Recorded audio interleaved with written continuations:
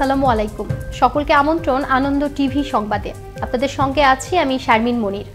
সীমান্তবর্তী শেরপুর জেলায় বিশাল এলাকা জুড়ে অবস্থিত নয়না ভিরাম গারো পাহাড় একসময় সরকারি দরপত্রের মাধ্যমেই উত্তোলন করা হতো পাথর।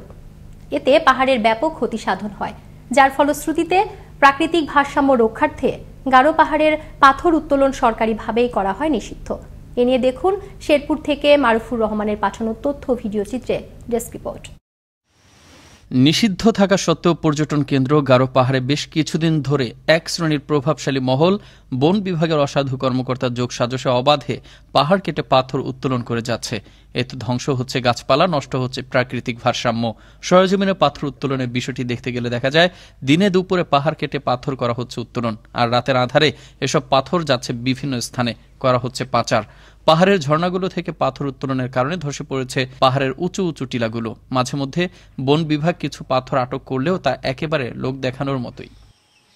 স্থানীয়দের দাবি, এই পাহাড়ের প্রাকৃতিক ভারসাম্য রক্ষার জন্য সরকারের দ্রুত ব্যবস্থা গ্রহণ করা জরুরি। এমন কর্মকাণ্ড বন বিভাগের লোকজনের জানার বাইরে হচ্ছে, এমনটা মানতে নারাজ সচেতন মহল। যোগাযোগ করে ওরা ওই পক্ষে থাকি আঙ্গুরে মূল্যায়ন সাধারণ মানুষের। এ বিষয়ে প্রতিবাদ করলে বন বিভাগের অসাধু দায়িত্বপ্রাপ্ত কর্মকর্তারা উল্টো তাদের বিরুদ্ধেই পাথর চুরির অভিযোগ এনে একাধিক মামলা দিচ্ছে বলে ভুক্তভোগীরা জানান। আমি সেদিনকার সাক্ষাতে ওদের প্রতিবাদ করছি, যার জন্য আমার নামে 10টা কেস দিছে, আরো দিব সরকারের কাজে লাগাত আছে। প্রতিকে 25 টাকা 20 টাকা কারো কারো এইভাবে দেয়, হ্যাঁ ওইভাবে মনে করে নিয়ে যায়। তারা কোনো পদক্ষেপ নেয় না, বরংস উল্টা আমাদের নামে মামলা দেয়। যারা প্রতিবাদ জানাইছিল তাদের নামে বন বিভাগ মামলা দিছে। এ বিষয়ে কথা হয় বন বিভাগের রাংটিয়া রেঞ্জ কর্মকর্তা মোহাম্মদ ইলিয়াসুর রহমান, যার বিরুদ্ধেও রয়েছে অনেক অভিযোগ অস্বীকার করে তিনি উল্টো বলেন, পাথর চুরির সাথে ছাত্র বা মসজিদের ইমাম জড়িত থাকলে তাদের বিরুদ্ধেও দেওয়া হবে মামলা। যারা বনের অপরাধের সাথে জড়িত আমরা তাদের বিরুদ্ধে ব্যবস্থা নেব, সে ইমাম হোক স্টুডেন্ট হোক। শেরপুরের ঝিনাইগাতি উপজেলা নির্বাহী অফিসার মোহাম্মদ রুবেল মাহমুদ বলেন, এই বিষয়ে তিনি রয়েছেন অবগত। এ ব্যাপারে প্রকৃত অপরাধীদের বিরুদ্ধে নেওয়া হবে যথাযথ ব্যবস্থা। বন এবং পরিবেশ রক্ষার্থে আমাদের যতটুকু হাইডলাইনে যাওয়া দরকার আমরা ততটুকু যাব। এখানে যে অপরাধী করে থাকুক না কেন তাকে আমরা কোনোভাবেই ছাড় দেব না, এবং সে যেই হোক। স্থানীয়দের দাবি, পাথর চুরির প্রতিবাদ করায় তাদের বিরুদ্ধে দেয়া হচ্ছে মিথ্যা মামলা। এই মিথ্যা মামলা প্রত্যাহার করতে হবে এবং এই পাহাড়ে প্রাকৃতিক ভারসাম্য রক্ষার্থে প্রয়োজনীয় ব্যবস্থা নেওয়া হোক। মোস্তফা কামাল তোহা, আনন্দ টিভি, ন্যাশনাল ডেস্ক। দেশে করোনা ভাইরাসে আক্রান্ত হয়ে মৃত্যু হলো আরো 16 জনের। এ নিয়ে মৃতের সংখ্যা বেড়ে দাঁড়ালো 6108 জনে। এছাড়া গত 24 ঘন্টায় নতুন করে করোনা ভাইরাসে আক্রান্ত হয়েছেন 1699 জন। মঙ্গলবার স্বাস্থ্য অধিদপ্তর থেকে পাঠানো এক সংবাদ বিজ্ঞপ্তিতে এই তথ্য জানানো হয়। নো মাস্ক নো সার্ভিস, এই প্রত্যয় নিয়ে বরিশাল জেলা প্রশাসনের উদ্যোগে নগরীর বেশ কয়েকটি স্থানে অভিযান চালিয়েছে ভ্রাম্যমাণ আদালত। মঙ্গলবার নগরীর বিভিন্ন প্রতিষ্ঠানে এবং পথচারীদের সচেতন করা হয়। প্রতিষ্ঠানগুলোতে টানিয়ে দেওয়া হয় সচেতনতামূলক ব্যানার। 3টি ভ্রাম্যমাণ আদালত মাস্ক ব্যবহার না করায় 5 প্রতিষ্ঠানকে 4000 টাকা এবং 11 জনকে 4800 টাকা করে জরিমানা করা হয়।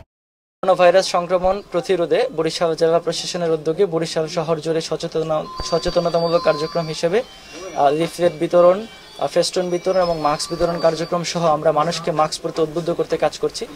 দুর্নীতি দমন কমিশনের দায়ের করা একটি মামলায় বরিশাল সিটি কর্পোরেশনের সাবেক মেয়র আহসান হাবিব কামাল সহ 5 জনকে কারাদণ্ড দিয়েছে আদালত। বরিশালের বিভাগীয় বিশেষ জজ আদালতের বিচারক মহসিনুল হক আসামিদের উপস্থিতিতে এই রায় ঘোষণা করেন। রায়ে প্রত্যেক আসামিকে 7 বছর করে সশ্রম কারাদণ্ড প্রদান করা হয়। চুয়াডাঙ্গায় দামুর হুদায় শ্যালো ইঞ্জিল চালিত যান উল্টে মৃত্যু হল আসাদুল হক নামে এক ইট ভাটা শ্রমিকের। মঙ্গলবার উপজেলার দেউলি গ্রামে এই দুর্ঘটনা ঘটে। স্থানীয়রা জানায়, ইট ভাটার কাজ করতে যাওয়ার পথে লাটাহাম্বারটি দেউলি গ্রামের নিকট এসে পৌঁছালে স্টিয়ারিং কেটে উল্টে সড়কের পাশের খাদে পড়ে যায়। এতে গুরুতর জখম হন আসাদুল। তাকে উদ্ধার করে দামুরহুদা উপজেলার স্বাস্থ্য কমপ্লেক্সে নিলে কর্তব্যরত চিকিৎসক তাকে মৃত ঘোষণা করেন। বরিশালে সরকারের দেয়া খাস জমি বন্দোবস্তের 2 শতক পরও মালিকানা বুঝে পায়নি 3টি ভূমিহীন পরিবার। উল্টো কিছু অসাধু কর্মকর্তাদের আশ্রয় প্রশ্রয়ে এসব জমি ভোগ দখল করে রেখেছে ভূমিদস্যুরা। অপরদিকে জমির ন্যায্য দখল পেতে স্থানীয় প্রশাসনের কাছে ভুক্তভোগীরা করেছেন লিখিত আবেদন, তাতেও হয়নি কোনো সমাধান। বরিশাল ব্যুরো প্রধান কাজী আল আমিন জানাচ্ছেন বিস্তারিত। সরকার হত দরিদ্রদের জন্য জমিয়েছে ঘর নেই এবং জমিও নেই ঘরও নেই তাদের জন্য বিভিন্ন প্রকল্প শুরু করলেও ভূমিহীনদের সরকারি দেওয়া খাসজমি 2 দশকও মালিকানা বুঝে পায়নি। দুর্নীতিবাজ কর্মকর্তাদের আশ্রয় প্রশ্রয়ে এসব জমি ভূমিদস্যুরা ভোগদখল করছে। ভূমিহীনদের অভিযোগ, বন্দোবস্তের জমি দখল পেতে স্থানীয় প্রশাসনের কাছে লিখিত আবেদন জানিয়েও কোনো লাভ হয়নি। একে 3 বার পর্যন্ত তারা টাকা নিছে, আমাকে সম্পত্তি এই পর্যন্ত বুঝাইয়া তারা দেয় নাই। সরকারে আমাকে দলিল দিছে, এতে জায়গা দেয়নি। সার্ভেয়ার 3 বার আসছে, জাহাঙ্গীর সার্ভেয়ার, সেও মনে করেন আইসে আমার টাকা নিছে। তার সাথে মনে করেন আমিনও ছিল সরকারি, হেরাও টাকা নিছে। অনুসন্ধানে জানা যায়, গরুনদী উপজেলার বার্থি ইউনিয়নে কটকস্থল গ্রামে 1998 সালে 3টি পরিবারের 6 জনকে 76% খাসজমি বন্দোবস্ত দেয় সরকার, কিন্তু সংশ্লিষ্ট কর্মকর্তাদের গাফলতিতে এখনো জমি বুঝে পায়নি ভূমিহীনরা, এমনটি জানিয়েছেন ইউপি চেয়ারম্যান শাহজাহান পেদা। ভূমিহীনদের অদ্যাবধি সে জমির বুঝ পায় নাই। সংশ্লিষ্ট কর্মকর্তারা বারবার এসেও ভূমিহীনদের মাঝে এসেও কোনো সুরাহা করে নাই এবং বুঝ দিতে পারে নাই।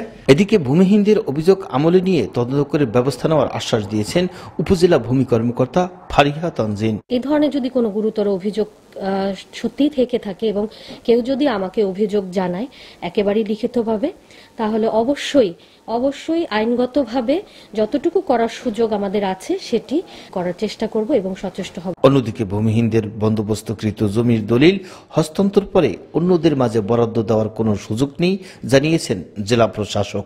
আমরা দলিল করে দিয়েছি, মিউটেশন করে দিয়েছি, এরকম কোনো খাস জমি যদি কোনো ভূমিহীন সেখান থেকে উচ্ছেদ হয়ে থাকে আমাদের কাছে এটি অবহিত করলে আমরা সেই ভূমিহীনকে সেই সংশ্লিষ্ট জমিতে দখল বুঝিয়ে দেওয়ার বিষয়টি অবশ্যই দেখব এবং এটি গুরুত্বের সঙ্গেই করা হবে। 1998 সালে ভূমিহীন পরিবারদের সরকারি বরাদ্দ দেওয়া জমি অনৈতিক সুবিধার মাধ্যমে প্রভাবশালীদের মাঝে হস্তান্তর করা হয়েছে। তবে ঘটনার সুষ্ঠু তদন্ত করে সংশ্লিষ্ট ঊর্ধ্বতন কর্তৃপক্ষের হস্তক্ষেপ কামনা করছেন ভুক্তভোগীরা। কাজী আলামিন, আনন্দ টিভি, গরুনদী, বরিশাল। টাঙ্গাইলের বঙ্গবন্ধু সেনানিবাসে অনুষ্ঠিত হল 98 কম্পোজিট ব্রিগেডের অধীনস্থ নবগঠিত 15 RE ব্যাটালিয়নের পতাকা উত্তোলন অনুষ্ঠান। মঙ্গলবার সকালে বঙ্গবন্ধু সেনানিবাসের প্যারেড গ্রাউন্ডে এই অনুষ্ঠানের আয়োজন করা হয়। এই ছিল এখনকার মতো। আনন্দ টিভি সংবাদ দেখুন প্রতিদিন বিকেল 5:30 এবং রাত 9:30। করোনা থেকে আপনি এবং আপনার পরিবারকে সুরক্ষিত রাখতে স্বাস্থ্যবিধি মেনে চলুন। আনন্দ টিভির সঙ্গে থাকার জন্য সকলকে ধন্যবাদ।